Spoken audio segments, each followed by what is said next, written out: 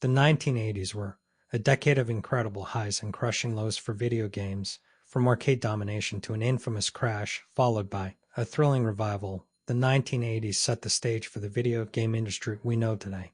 Join me as we explore how it all unfolded, from Pac-Man's reign to the rise of Nintendo, and how some companies fell while others soared. Let's dive into the wild ride of gaming in the 1980s. 1980 was a game changer for arcades. Namco introduced Pac-Man, a simple yet incredibly addictive game that became an instant global phenomenon. Pac-Man was so successful that it reached $2.5 billion in earnings by 1982, making it the most successful arcade game of its time.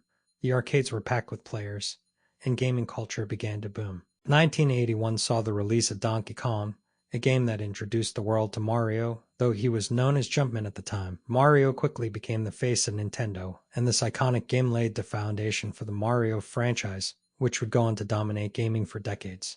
But as quickly as the industry rose, it came crashing down. By 1983, the video game market had become oversaturated. Too many consoles, too many games, and too little quality control led to the infamous crash of 1983.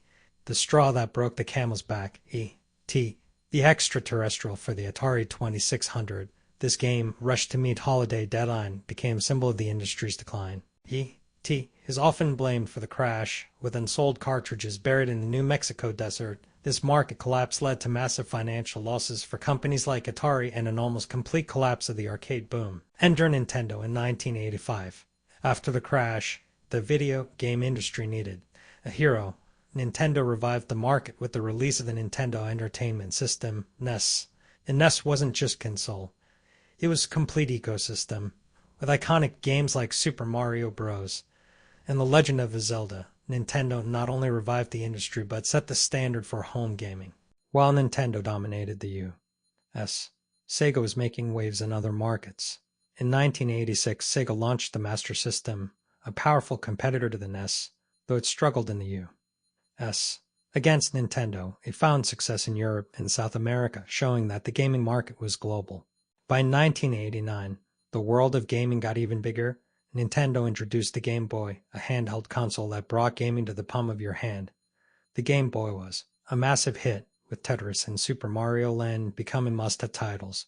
This marked the beginning of portable gaming and set the stage for future handheld consoles. By the late 80s, Nintendo was the undisputed king of the gaming world. While Atari and other early players had fallen into obscurity, Nintendo's NES sold over 60 million units globally, while Atari, which had been at the top during the early 80s, was left in the dust, losing millions after the crash.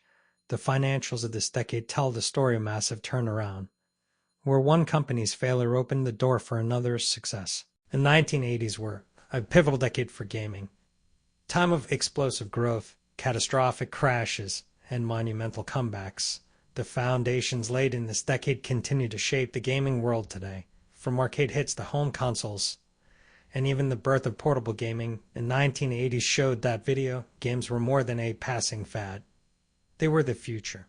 Thanks for taking this trip through the 1980s with me. Don't forget to like, comment, and subscribe for more gaming history, deep dives, and all things retro. See you in the next video.